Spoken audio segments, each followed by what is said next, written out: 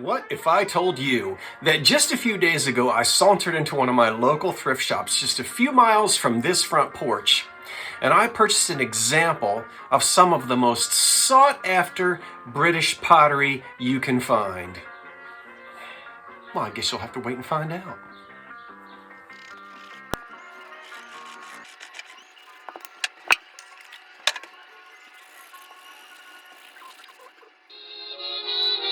There's an old curiosity shop.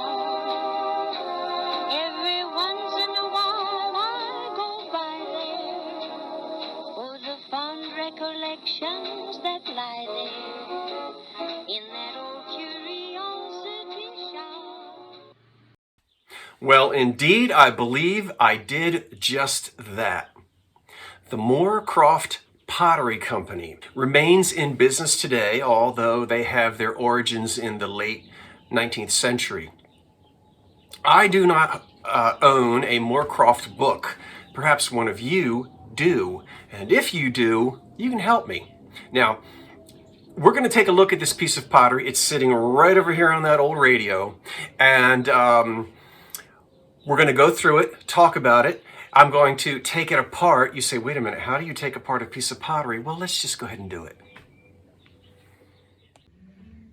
Well, there she is, perched right on top of the Stromberg Carlson radio. That's the girl we're looking at right now. Wow. All right. I totally believe this to be a piece of Moorcroft pottery manufactured in England. Sometime in the 1920s, they received the royal warrant. That's not easy for me to say. You know, that royal warrant has to be given by the royal family, and indeed it was in the 20s. And that meant excellence in quality. Well, let's go from the bottom up. It is mounted on wood, which it has a very old, crackled, dark finish. So whether that's actually mahogany or not, we don't know. We won't know until we clean it. But I'm not going to be stripping that. No way. It's taken 100 years for that crackle alligator finish to develop on the wooden base. Look at the lamp. Beautiful glaze. This company's still in business today, and they're known for what's called tube lining. Now, I have learned all of this from reading some reputable online sites. You see this here?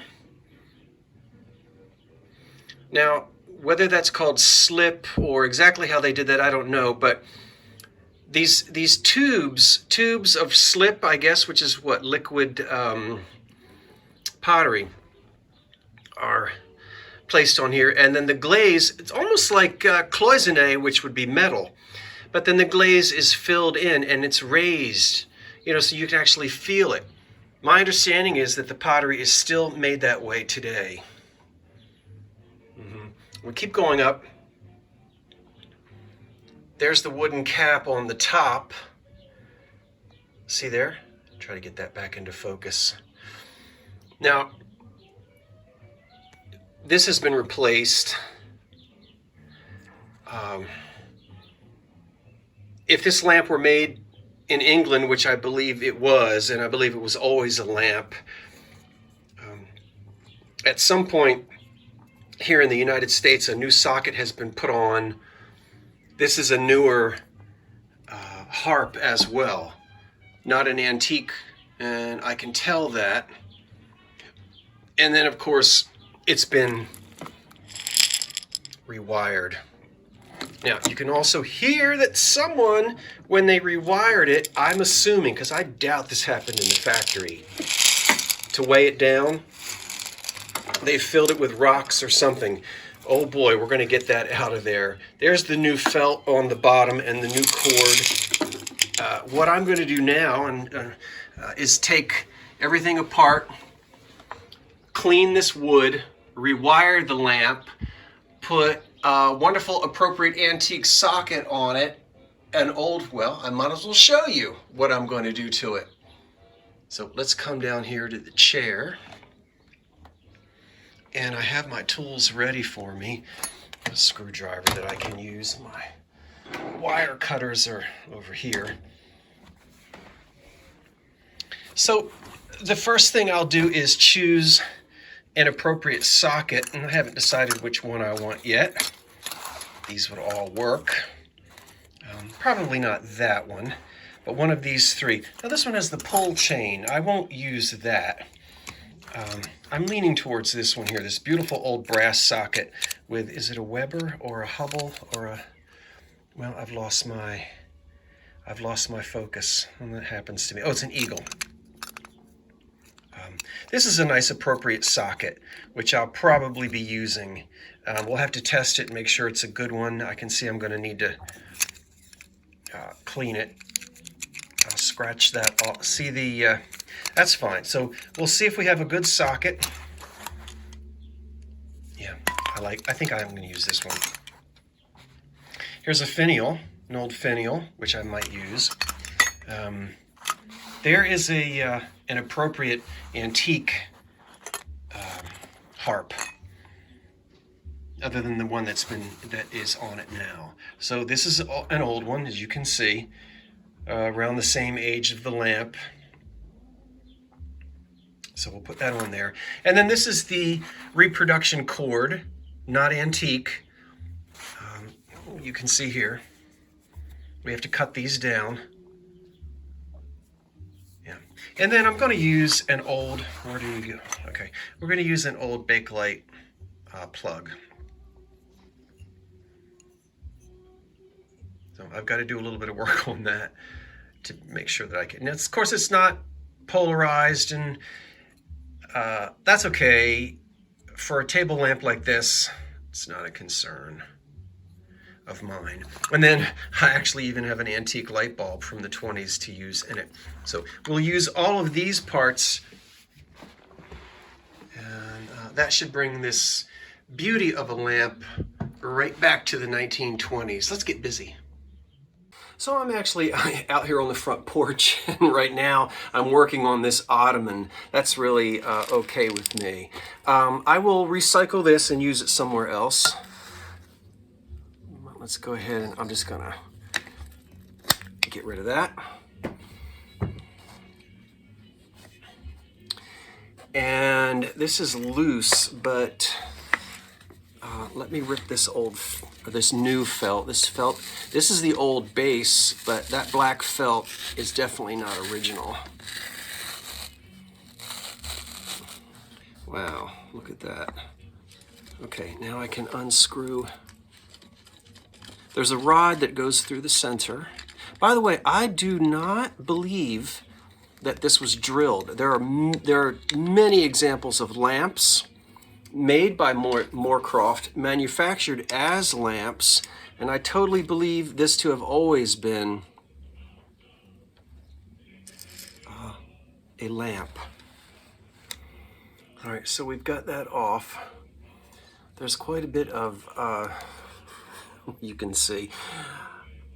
I'll blow that off outside so that that doesn't go all over the floor in here. Now, what I was wondering to see is if the lamp is marked, and it doesn't appear to be, but that doesn't concern me. One of the references that I read said that this pottery was always marked, but I don't know that that necessarily goes for lamps. Okay, we can pull this off now. Ooh, what's coming out of it? Little pebbles are coming out of it. All right, that's fine. Let's get the rod out. All right, there comes, the rod is now out. There's the wooden top. We're gonna look at that later. Yeah, oh, this is wonderful. Now we do have to get these rocks out of there. All right, let me dump, well, let's see what's in there. Yeah, someone did fill it. I'm sure this wasn't something that was done in the factory. Look at that. Okay, so we'll dump all of these out. Hold on for a second, folks. We'll get all those out of there. I know you... Wouldn't it be wonderful if I found a $100 bill in here? Oh, the dust. Oh, golly whiz. I don't know if you can see what I just did. Okay. Ugh. I really want to have to breathe all that in, but there we go. Oh my gosh, is she beautiful or what?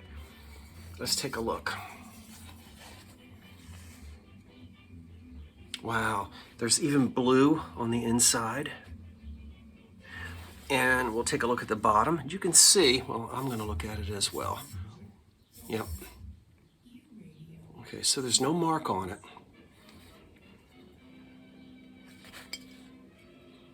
And that's not bothering me at all. Now, of course, what I would love to know is, and I'm sure this is documented in one of the Moorcroft books, was this originally a vase, or was it originally actually manufactured as a lamp? I'm going to lean towards that it was actually manufactured as a lamp originally and not drilled by a crafter. Based upon the age of the wooden base, that's a 100-year-old wooden base. I know that from experience. This piece here is also absolutely antique because you can't, well, you can try, but it's very difficult to fake the age on a piece of wood like this. And it fits perfectly on the top. Just as it, and there are many examples of these lamps being made as lamps. You know, like, for instance, in the house, I have a Roseville lamp. Did you know that? Let's go take a look at that for a minute. Just 1 minute, we'll come back to this. Yeah, there it is. You see, I think that you already knew that I had this lamp. It's been here for, a couple of years. I bought it in a thrift shop for about 30 bucks. This is manufactured by Roseville, the American art pottery company. And the line is called Tuscany, and it was manufactured as a lamp. It was never a vase, it was never drilled, it was never converted. Factory-made lamp. And several pottery companies are known for that. Now this has a metal base, which is all original to it. You can see I had to replace the socket, which I did. And I'm displaying on it a wonderful parchment Art Deco lampshade, which is a rare surviving example. Parchment shades, they just don't survive. Anyway, so here's a known example of an American pottery lamp. This dates to 1927, 28, 29, and I absolutely love that. Just wanted to take a short field trip into the house and show you that. Now let's go back outside to the other English lamp. Oh, is Bing singing Wrap Your Troubles in Dreams? He certainly is.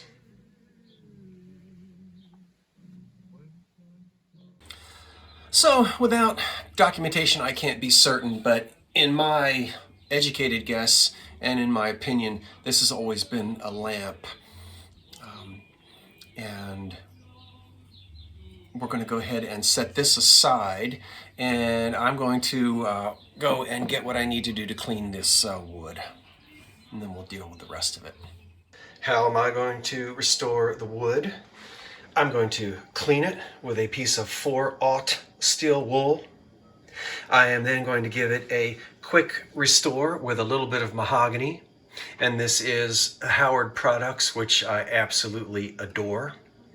Then I'm simply going to give it a coat of Johnson's liquid wax. That's it. Here I go.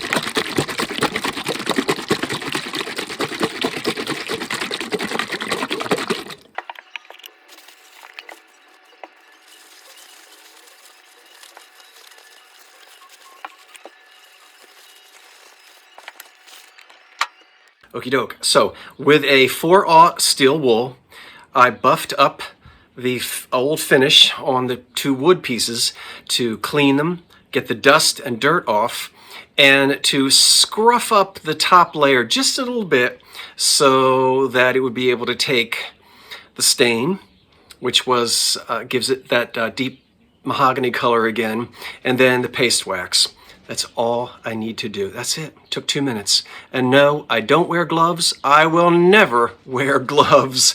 Well, I won't say never. But I like to feel what I'm doing with my own hands.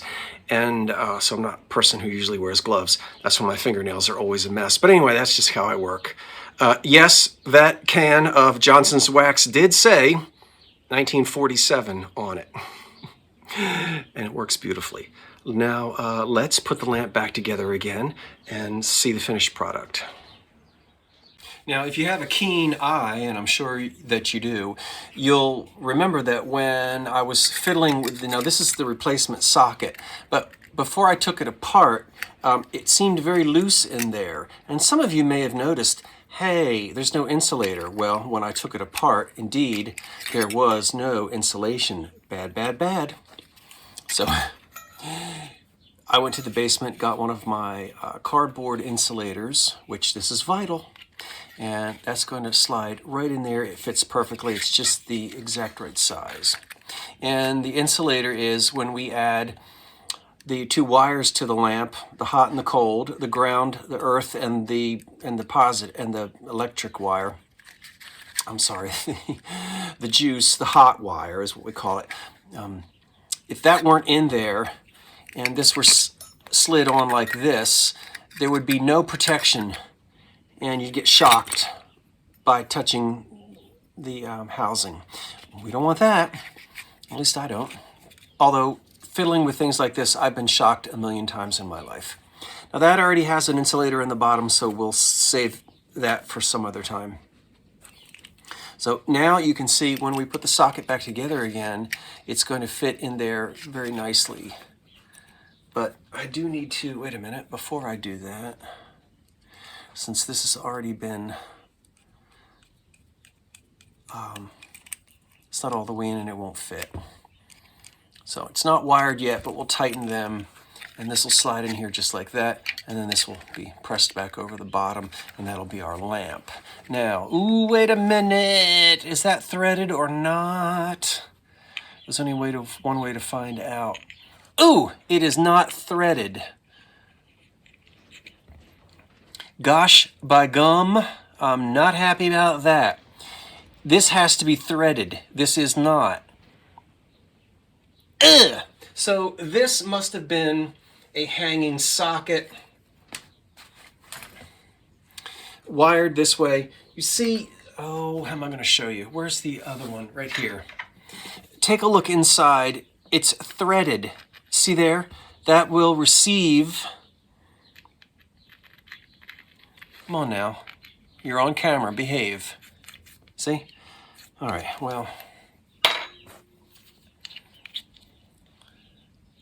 Of course the socket that I want, because, all right, we can't use this. Nope. This went to a hanging fixture.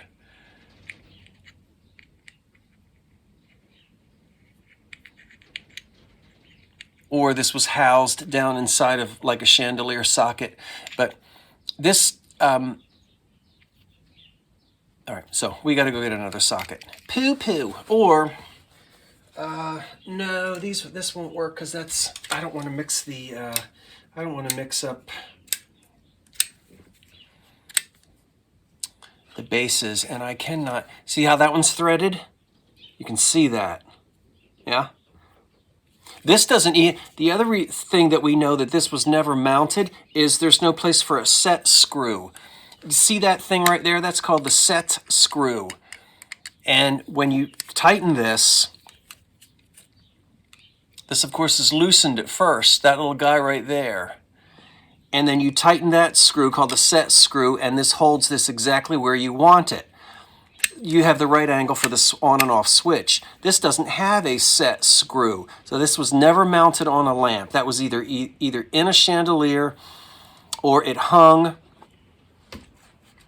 as a light bulb would hang. And I'm not using the chain.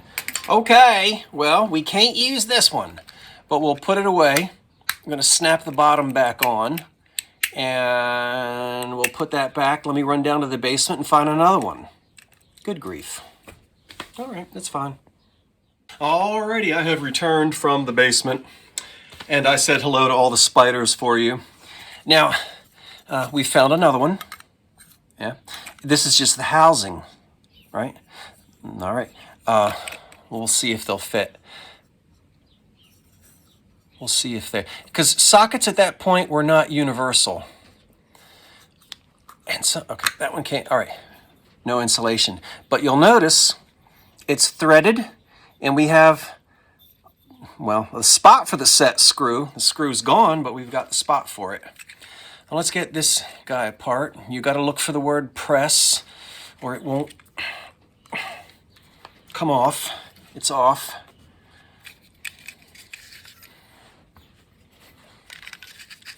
Okay, great, fantastic. Fits right down in there.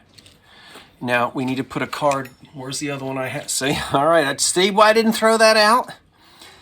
Oh, sweet, sweet, sweet. Look at this. All right, so hold on, I'm getting ahead of myself. We'll put this back together again and save it. That can be reused. It's beauty. Look at our socket. Patent pending. Patent applied for. July. I'm reading right here. You're not going to be able to see it probably, but right there on the Bakelite, it says July the 1st, 1913, and then again on July the 14th, 1914. So we have a socket, we have a light bulb socket here made sometime after 1914. Isn't that fantastic? Okay, and it, oh, by the way, so there's our insulated cardboard. We'll put that down on the bottom. This will snap on, and this is an eagle. Wait, it should, yeah, that's fine, great.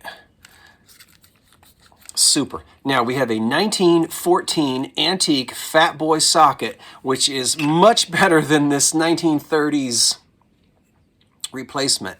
Now this takes it back to the old days, and details matter. All right. Now we're going to pull this apart again, and you've seen me rewire lamps before, so I'm not going to run my mouth too much while I'm doing that. But there are the pieces. This is wonderful. Now I'll go ahead and strip these and we'll pull this silk back.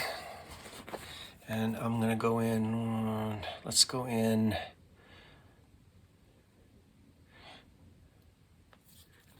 You pull it, right? There's our, I don't know if you can see that. So one is going to be the ground. See the one with the writing on it? And then you have a copper and you have a silver. Here we go. We'll be pulling this back. Come on. You hear my little bird running up and down in the, I don't know if you can hear him or not. I don't know what that thing is doing up there. He thinks he's on the runway. I'm going to name that bird RuPaul because he runs up and down in the gutter. All right, we're going to twist it.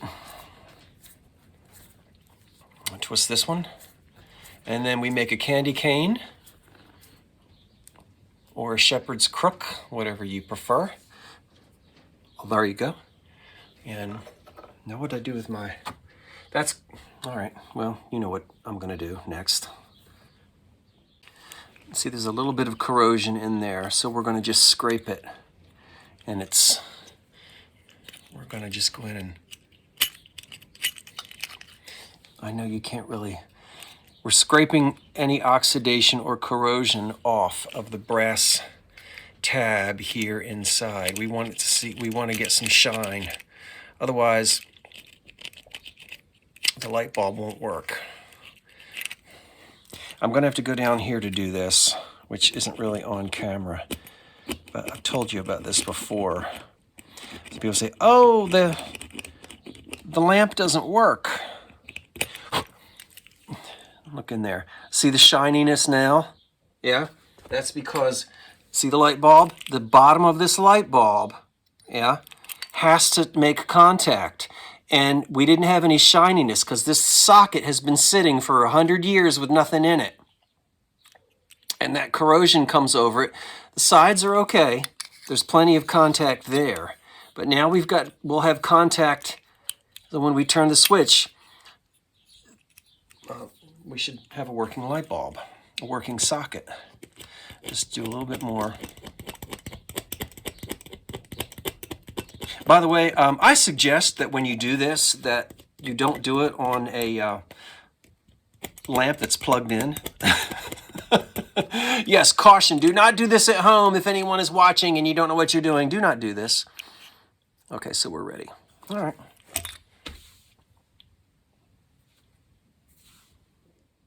All right, a little fast forward ahead just so you can see. I've gone ahead and done everything that I need to do before it's wired. I have, the last thing we'll do is put the new felt on the bottom, but I have reattached the base, the center rod, the cap, the little riser here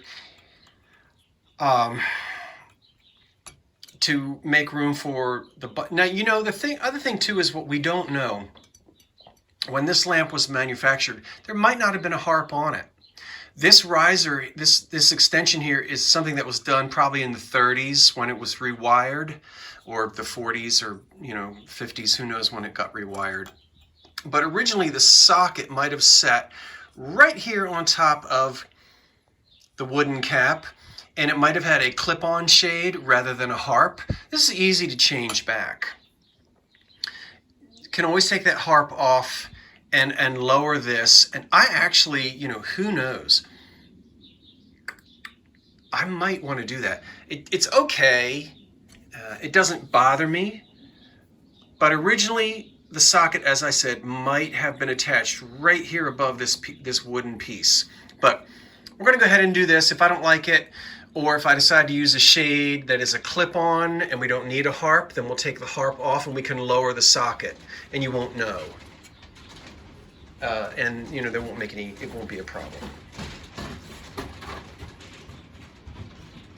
That, my friends, is the wind you hear blowing. Now let's wire it.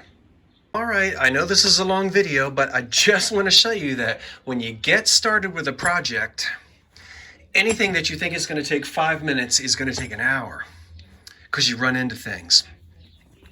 One of the problems I have with the reproduction cord is that quite often the gauge is just too big. In other words, it's too fat.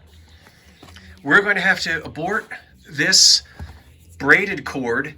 It is such of a thickness or gauge that it will not go through the center rod. It's too thick, basically. So poo-poo, we will use this somewhere else. I did go inside and get another cord. This is not twisted. It's reproduction, but because it's not braided like that or twisted, you can now see it's the right gauge. It'll go right up in there. And I don't have to, we've already got a nice Bakelite plug on it, so I don't have to fiddle with that. All I need to do is strip it, find the hot and the cold, the ground and the hot, and we'll be set to go. The other thing that I changed is I got rid of this. I didn't like it. It was hokey, it was pokey. I do not believe at all that this was, in fact, I know that's modern, that piece. And so I took off the harp, I took off the riser or the extension, and we're going to just go with the wooden top, and you'll see when it's finished. I'll show you. Yes, I know. But I'll tell you what. You say, good grief, this man goes through infinite pains to get it just the way he wants it. Well, I do. And I'll say it again, details matter. What someone else might overlook or not even see is glaring to me. And so I will go to the extent, and I think this beautiful piece of pottery deserves it. All right, so we're gonna go through this again. We've got it almost all set to go. So we're about to wrap it up. I promise you. I promise you, we're almost finished. All right, there she is. Completely rewired. And here's the cloth cord, the silk cord. All right, and let's look from the bottom up. Look, you still have the wonderful alligator hide finish on the base, which is a beautiful, just cleaned it and waxed it. The pottery was fine. Now moving up, I made the executive decision to get rid of the pieces that were added. I think that the socket sat just like that on top of the mahogany cap, just based on experience with antique lamps. Now, whether you like this old shade on it or not is just a matter of taste.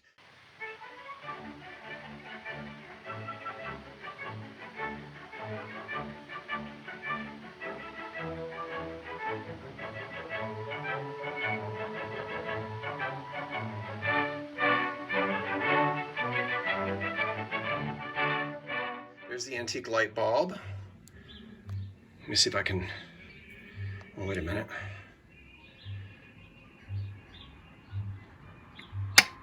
Okay, now it's off. Let's take the shade off.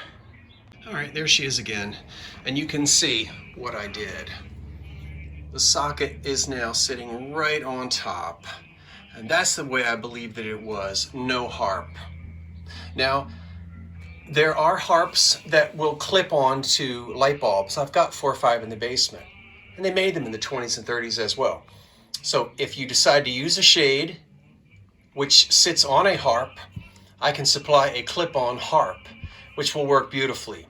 There are also harps that are threaded, and they can be threaded onto the top of the socket, which is why it's threaded right there. One of the reasons why it's threaded right there. So we can always add a harp to this without putting an extension on down here. And that's the way I think that it looked. So there it is. And there's the old cord, and we've got a nice old plug on it. Let's take it in the house and play with it. You'd hear the patter of his feet as he came toddling down the street. His smile would hide a lonely heart, you see. If there were sweethearts in the park, he'd pass a lamp and leave it dark, remembering the days that used to be. For he recalls when dreams were new, he loved someone who loved him too, who walks with him alone in memory. He made the night a little brighter wherever he would go. The old and lighter of long, long ago.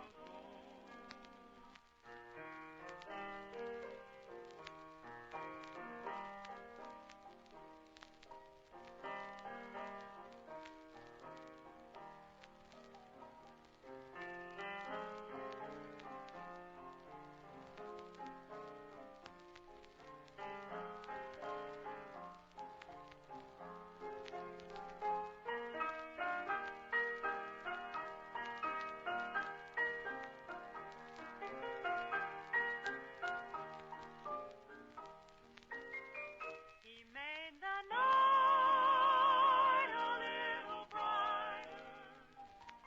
Now, the question that some of you have is, are you going to sell that lamp?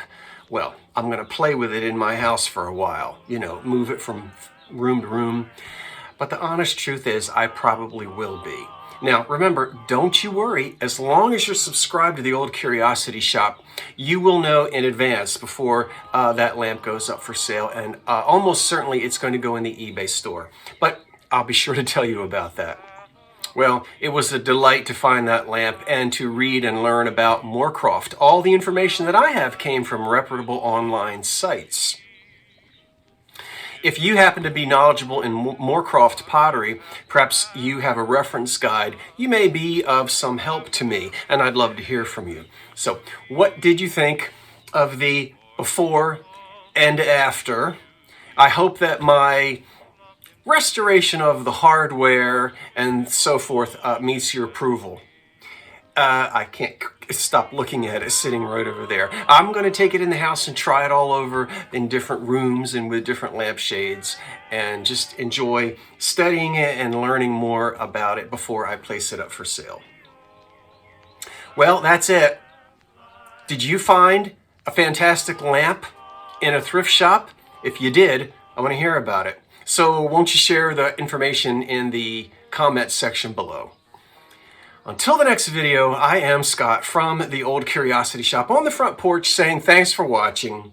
Wait for the cat. And so long for now. Ain't she a beauty? What if I told you that just if you...